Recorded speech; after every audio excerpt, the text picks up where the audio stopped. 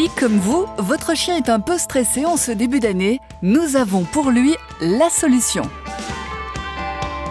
Deux anciens éleveurs ont mis sur pied un concept original baptisé le Doxo Training.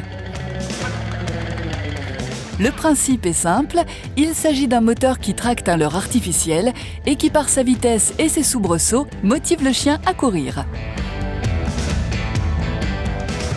Tristement célèbre à cause des courses de lévrier, la PVL, la poursuite à vue sur leurre, se transforme ici en une activité ludique et récréative et surtout, c'est essentiel, sans aucun enjeu financier. Ce qu'il faut savoir, c'est que la poursuite est ancrée dans l'instinct primitif du chien et qu'aujourd'hui, par rapport à notre vie citadine, on n'a plus ce moyen de rendre la liberté aux chiens. Ils ne peuvent plus courir en liberté dans les parcs, dans la ville. Et donc, en fait, la PVL est un moyen pour eux de s'exprimer à leur guise. C'est-à-dire qu'on s'adapte à la vitesse du chien et le leurre est manipulé par rapport à la morphologie, à la taille, par rapport à son état sportif, par rapport à son état d'embonpoint. Et donc on se fixe par rapport à la demande du client.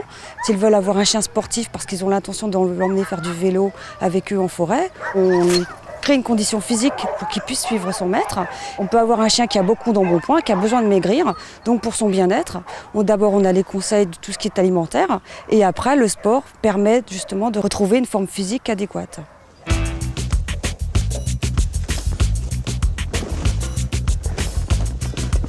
C'est à Bruno que revient la gestion du centre. Tous les matins, il est donc le premier sur les lieux afin de mettre en place l'installation. Ce que je vérifie le matin, c'est l'état du câble, afin qu'il n'y ait pas de casse, que toutes les poulies soient correctement enclenchées, afin que le leurre ne saute pas. Je vérifie également qu'il n'y ait pas de pierres ou autres sur le terrain pour éviter toute blessure, et l'installation, la fixation de tous les obstacles. Comment ça se conçoit un parcours? Alors, il faut que le parcours soit le plus amusant possible pour le chien, donc des changements de direction. Il faut en même temps que ces changements de direction ne soient pas trop brusques pour éviter les glissades ou les chutes. Donc, on déplace en gros une fois par mois toutes les poulies, parce que les chiens s'habituent au parcours, donc il faut les surprendre. Il faut que ça reste très amusant pour eux, sinon il y a une routine qui s'installe. La plupart des chiens vont partir sur le leurre qui est là, qui est totalement artificiel. Il y en a d'autres qu'on doit déclencher en rajoutant une balle de tennis ou un de leurs jouets.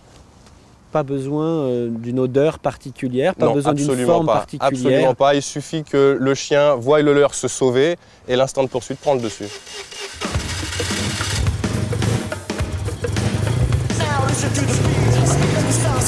Allez, vas-y. Et ça marche. C'est bien. Allez, allez, allez, allez. Saute. C'est bien, vas-y. Voilà, c'est bien ma fille. Allez, on continue. Allez, ma fifi. Allez.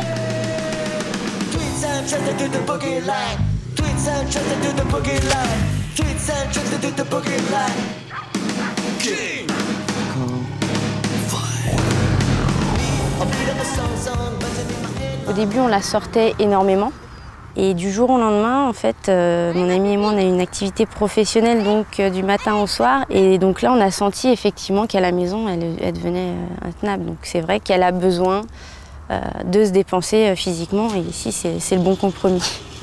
Elle s'amuse, elle est heureuse de faire ça. Et puis c'est l'envie que Tania a à venir, en fait, qui nous a poussé à venir régulièrement, donc au minimum une fois par semaine. Allez, ma fifi! La voir ici, se donner à fond, en plus on sait que ça lui fait plaisir, donc c'est pas du tout une contrainte. Et qui dit centre de loisirs, dit aussi gentils organisateurs. Des géos spécialement formés à la pratique de ce tout nouveau sport. Ben, tu la fais récupérer et après seulement tu la laisses boire. Ouais. Allez Tania, va. Elle revient ici. Il faut connaître le chien. Est-ce qu'il est habitué ou non à prendre des virages? Est-ce qu'il va vite ou non?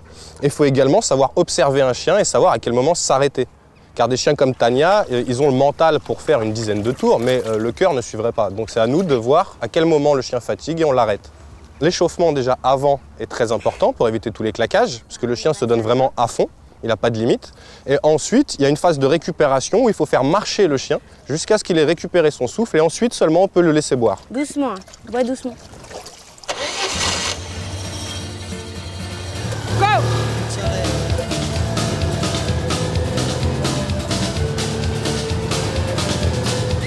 C'est une activité sportive intense qui permet aussi de résoudre certains problèmes de comportement, car partager un loisir avec son compagnon permet de renforcer la relation que l'on a avec lui.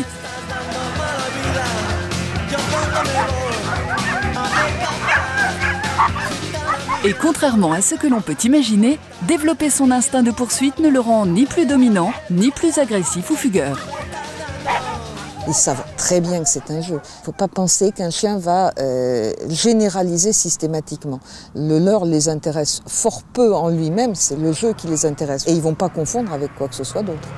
Ça n'est pas les entraîner à courir après les joggers ou après les cyclistes. Par contre, le fait de les faire attendre au moment où le moteur est en marche et où c'est le tour d'un autre, peut par contre apprendre au chien et à son maître à gérer une situation d'excitation intense. Et lui apprendre à obéir malgré tout, malgré l'excitation. Et à partir de là, s'il y a un jogger ou s'il y a un vélo, on a exactement le même principe. Il est assez nerveux comme chien et c'est le seul moyen qu'on a trouvé pour vraiment le calmer. Dès les premières séances, on a vu le changement et on a même pris des séances d'éducation et franchement, c'est ce qu'il lui fallait. Et déjà, on rentre à la maison, la première chose qu'il voit, c'est son panier. Il est calme, même s'il y a des gens qui viennent à la maison, vraiment calme, quoi. Ça dure combien de temps? Quand il est calme, ça dure 2-3 jours quand même. Et après, il revient, donc ça va, il n'a pas trop le temps de s'énerver après.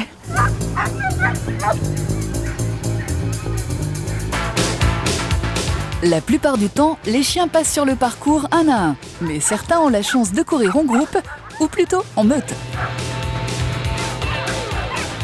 Déjà, il faut qu'ils se connaissent parfaitement, parce que sinon, quand j'arrête le leur, le premier arrivé sur le leur ne le laissera pas au deuxième. Donc on fait ça pour des chiens qui ont grandi ensemble. L'avantage, c'est qu'ils se motivent et ils travaillent en meute.